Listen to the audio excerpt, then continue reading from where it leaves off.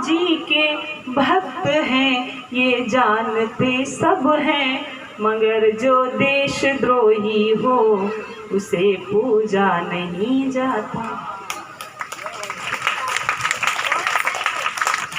तो मानो विभीषण जी ने यही किया है ना। तो ऐसा नहीं करना चाहिए, अपने भाई का हमेशा ध्यान रखना चाहिए। भाई के शरीर में भाई का हिस्सा होता है, थोड़ा बहुत ज़्यादा ले जा रहा है ले जाने दो, है ना। बहुत ज़्यादा झगड़े झंझट करने की आवश्यकता नहीं। अब रावण मारा गया। युद्ध में जब एक दल मतलब एक दल का राजा मर जाता है तो दूसरा दल विजयी घोषित हो जाता है। हमारे भगवान श्री राम विजयी हो जाते हैं, सीता जी को लेकर के आया जाता है। अब विभीषण का तो भगवान ने पहले ही, क्योंकि बाद में समय नहीं रहेगा, तो अभिषेक कर दिया था। जैसे यहाँ पहले ही भंडारा कर दिया गया, बाद में समय नहीं रहेगा, ऐसे विभीषण जी का पहले ही अभिषेक कर दिया है ना। जाते ही राम तिलक ते ही सारा, सुमन वृष्टि नभो भई अपारा। तो अब जाना नहीं। विभीषण जी ने कहा भी, उन्होंने कहा नहीं, अब तो मुझे भरत के पास जाना है। भरत का एक एक पल मेरे बिना कैसे गुजर रहा होगा। और कहते हैं कि अब भगवान ने सीता जी को कुछ दुर्बात कहे, कुछ ऐसी बातें कही जो नहीं कहनी चाहिए थी। तो फिर सीता जी ने अग्नि में प्रवेश किया, एक चिता बनाई गई है ना। ये जो अग्नि परीक्षा है ये सीता को ही देनी पड़ती।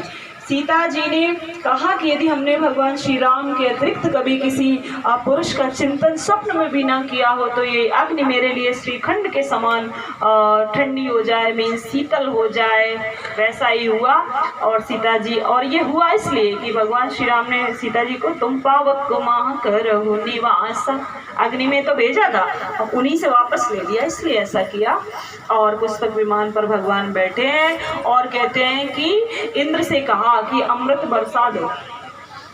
तो जिए भालू कपि नहीं रजनीचर, जितने बंदर भालू थे सब जीवित हो गए और राक्षस नहीं जिए।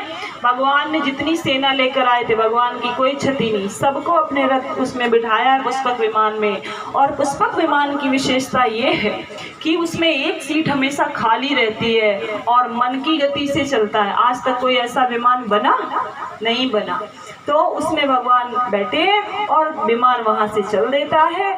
और कहते हैं कि आज अयोध्या की भूमि पर विमान पहुंचने वाला है। जैसे ही पहुंचा तो भगवान श्री राम ने हनुमान जी से कहा कि हनुमान एक बार जाओ, मेरे भरत को बता करके आओ। कभी कभी हर्षातिरेक में भी व्यक्ति के प्राणों पर संकट पड़ जाता है।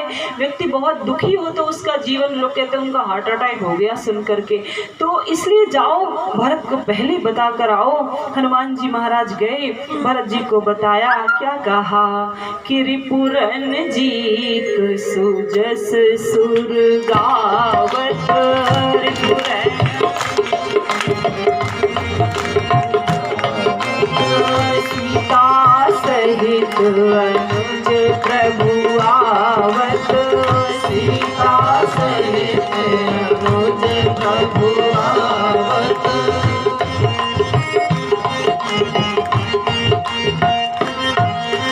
कहा कि भगवान ने शत्रु को जीत लिया है, सीता राम के सहित भगवान आ रहे हैं। अब भरत जी ने सुना तो बहुत आनंद हुआ, हनुमान जी महाराज को हृदय से लगा लिया। आज मानो भरत को ऐसा लगा जैसे राम को गले लगाया हो, तो ऐसा लगा। तो क्या उनका ये एल्यूजन था? क्या उनको ऐसा झूठ लगा? उनको ऐसा लगा तो सच लगा। क्यों लगा? क्योंकि जासु हृदय आगार बसहि राम सर चाप धर। हनुमान जी के महाराज के हृदय में भगवान श्री राम रहते हैं ना, तो जब राम रहते हैं हृदय से मिले तो राम से ही मानो वो मिले। और भगवान श्री राम आए, सबने देखा, पूरे नगर में ये बात दौड़ गई, सब लोग आनंदित हैं, सबने भगवान की प्रतीक्षा की थी। आज 14 वर्ष बाद भगवान आए हैं। सब भगवान से एक ही बार में मिलना चाहते हैं, तो कैसे मिले? तो अमित रूप प्रकटे ते ही काला,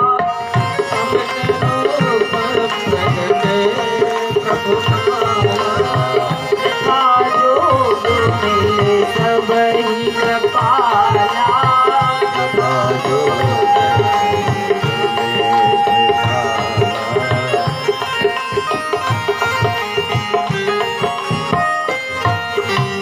भगवान सब से मिले हैं। सब लोग बहुत आनंदित हैं। भगवान अपने महल में पहुंचेंगे। सभी भाइयों को स्नान इत्यादि कराया जाता है, उनका श्रृंगार किया जाता है। और आज ये कहा जाता है कि अब विलंब के ही कारण कीजिए और महाराज कहाँ तिलक करीजे। 14 वर्ष पूर्व जो अभिषेक होने जा रहा था, आज वो घड़ियां आ गई हैं। भगवान श्री राम का अभिषेक होगा।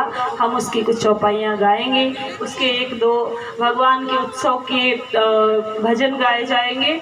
आप लोग भगवान का जो अभिषेक है वो करवाइए। जो लगे कि जो वशिष्ठ की वो हो कैटेगरी में, उनसे पहले करवाइए। बाकी फिर 1 बाय 1 सब लोग अपनी श्रद्धानुसार कर लेंगे।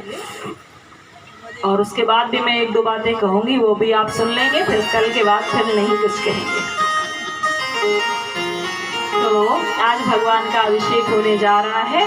कहते हैं बहुत दिव्य सिंहासन भगवान का सजाया गया है और माता जानकी और भगवान श्री राम दोनों आज सिंहासन पर बैठे हुए हैं। अयोध्या में पहली बार ऐसा हुआ। महाराज दशरथ राजा थे, लेकिन कोई रानी आसन पर नहीं थी। लेकिन आज कनक सिंहासन सिया समेता और बैठे ही राम होई चित चेता। तो प्रथम तिलक वशिष्ठ मुनि की था।